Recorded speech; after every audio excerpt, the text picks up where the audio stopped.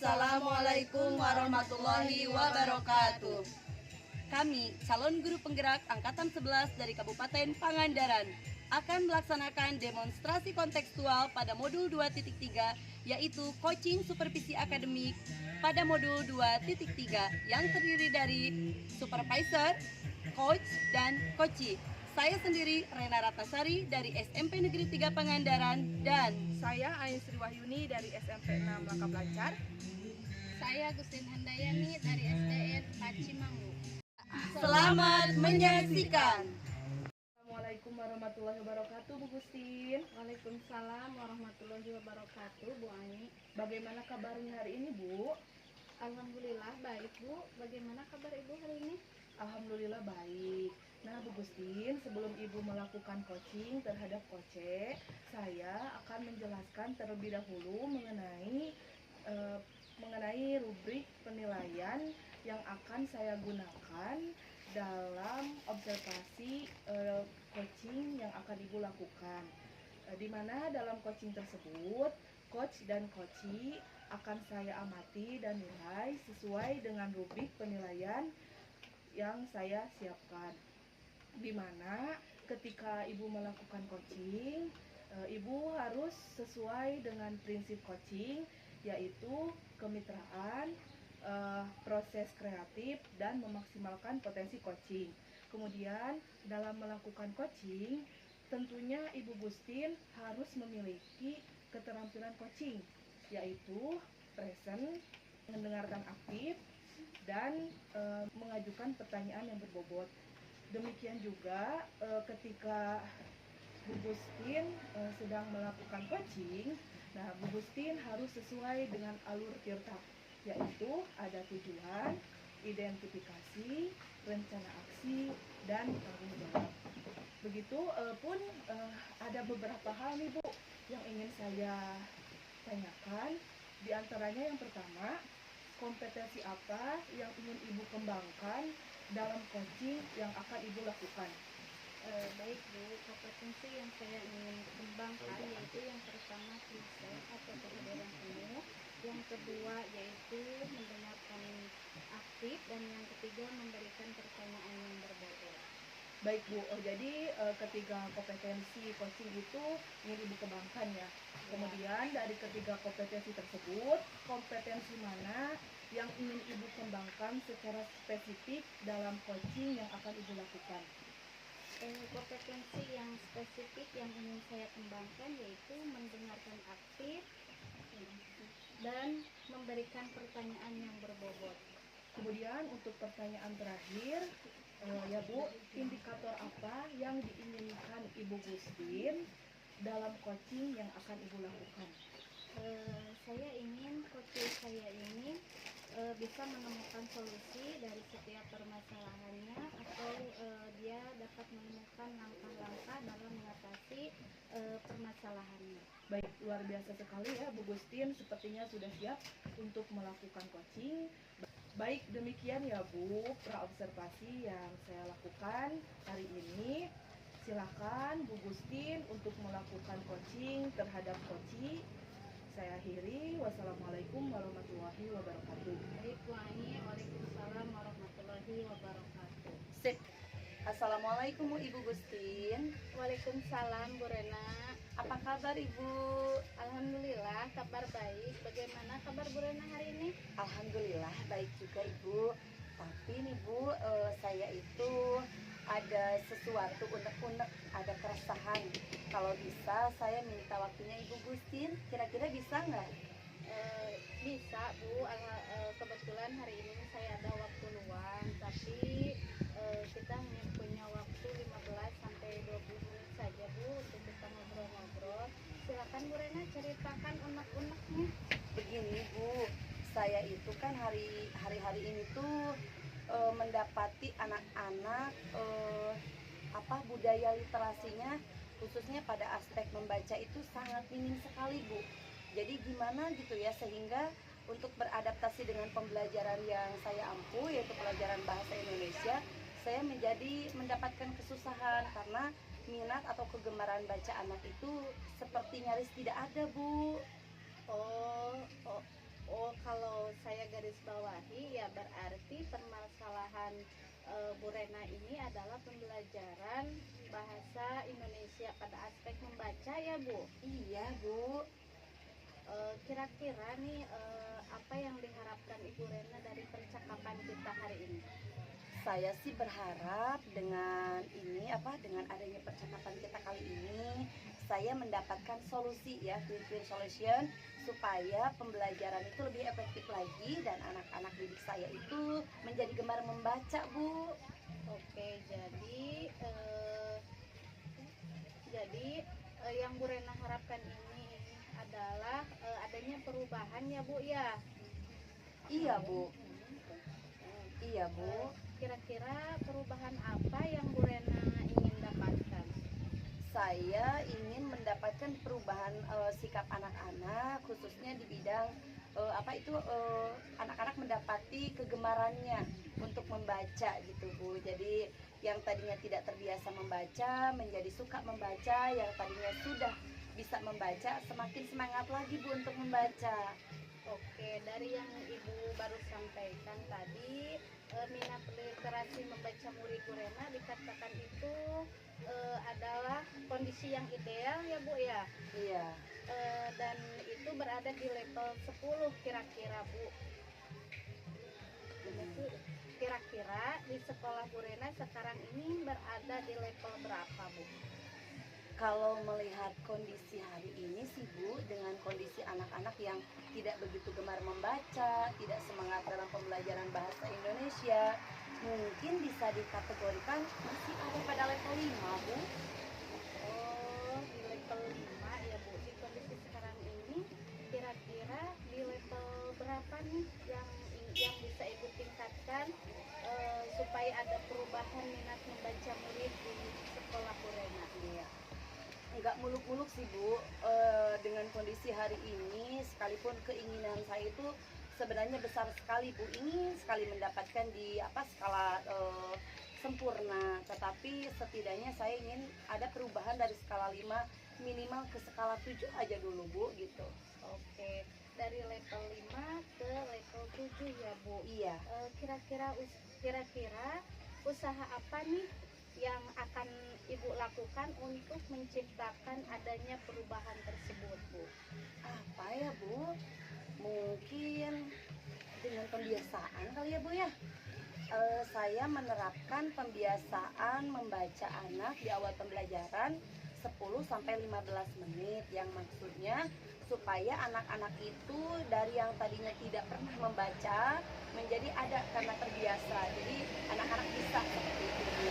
Karena memang masih ada beberapa anak yang masih terbata-bata Bu dalam membacanya begitu. Jadi saya rasa mungkin dengan penerapan pembiasaan membaca di awal pembelajaran 10-15 menit itu Bu. Oke.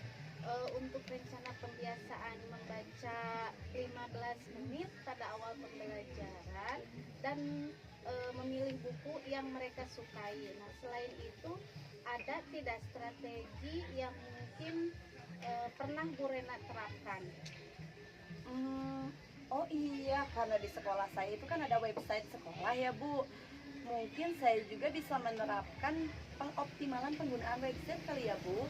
Jadi kan anak-anak hari itu anak-anaknya gadget tuh Bu. Jadi yang tidak terlepas dengan gawai, supaya penggunaan gawai lebih terarah dan efektif. Jadi si anak suruh baca e-book aja kali ya Bu, sama majalah digital sekolah, dan memilih buku kategori yang mereka sukai di HP-nya. Jadi lebih nyambung lah dengan anak-anak sekarang. Mungkin saya akan menerapkan itu Bu. Berarti Bu Rena ini ingin merencanakan berarti Bu Rena ini pengen merencanakan tentang pemanfaatan website sekolah ya Bu. Iya. Dengan membuka website dan anak-anak berliterasi secara digital. Nah, dari ketiganya nih Bu ya, kira-kira rencana Bu Rena yang akan Ibu terapkan, 3 rencana Ibu tadi ya, kira-kira rencana yang mana nih Bu yang akan Ibu terapkan yang akan diprioritaskan Bu? Oh iya, mungkin karena melihat hari ini tuh anak-anak Gen Z, anak-anak generasi alpha gitu. Mungkin saya akan lebih menerapkan tentang pengoptimalan penggunaan website sekolah kali Bu. Iya. Jadi mungkin itu sih. Oke, pemanfaatan website sekolah ya Bu, Iya. dengan membaca digital Bu. Nah, kegiatan ini kira-kira Ibu memerlukan support dari siapa saja Bu? Tentunya yang pertama saya memerlukan dukungan dari kepala sekolah sebagai pimpinan sekolah dan kepala perpustakaan, karena nanti kan akan sinergitas tuh Bu dengan rencana yang saya buat, dan juga operator sekolah, karena notabene-nya kan website sekolah biasa dalam yang mengakomodirnya itu adalah operator sekolah seperti itu. Oke, berarti Bu Rena ingin melakukan pemanfaatan website ini dengan cara berkolaborasi ya Bu ya? Iya. Dengan rekan-rekan kerjanya, kira-kira kapan nih Bu akan direalisasikannya Bu? Karena saya rasa ini kan masalah ujian nih Bu ya, masalah membaca itu kan modal dasar anak-anak. Mungkin secepatnya Bu, mungkin bisa minggu depan sih Bu. Oke, Bu Rena bagus sekali ya Bu Rena. Kira-kira dari percakapan kita kali ini apa sih yang Bu Rena bagus sekali ya Bu Rena. Kira-kira dari percakapan kita hari ini apa sih yang Bu Rena harap dapatkan? Saya menjadi ada ini Bu, pencerahan. Saya mendapatkan pin-pin solution untuk menangani permasalahan di aspek minat membaca. Jadi untuk meningkatkan literasi anak, apalagi dengan sinergitasnya dengan pembelajaran bahasa Indonesia yang saya ampuh, saya menjadi ada ini Bu, ada solusi gitu, jadi cerah gitu Bu. Ya, oke. Alhamdulillah Bu Rena sudah ada gambaran nih ya Bu, bagaimana menciptakan adanya perubahan pada pembelajaran bahasa Indonesia supaya murid Bu Rena lebih gemar lagi membaca dan tingkat literasinya meningkat. Percakapan kita hari ini kita cukupkan sampai di sini ya Bu. Terima kasih banyak Ibu. Alhamdulillah Bu Rena sudah mendapatkan gambaran nih ya Bu, bagaimana menciptakan adanya perubahan pada pembelajaran bahasa Indonesia supaya murid Bu Rena lebih gemar lagi membaca dan tingkat literasinya lebih meningkat lagi. Nah, percakapan kita hari ini kita cukupkan sekian ya Bu ya. Iya Bu Gustin, terima kasih banyak sudah meluangkan waktu untuk saya, sudah mau menerima curhatan-curhatan saya, dan sampai akhirnya saya mendapatkan solusi dari percakapan ini. Terima kasih Ibu. Sama-sama Bu, semoga kita bisa mengobrol lagi di lain kesempatan ya Bu ya. Amin, iya Bu, siap sama-sama. Baik, Assalamualaikum Bu Rena. Waalaikumsalam warahmatullahi wabarakatuh.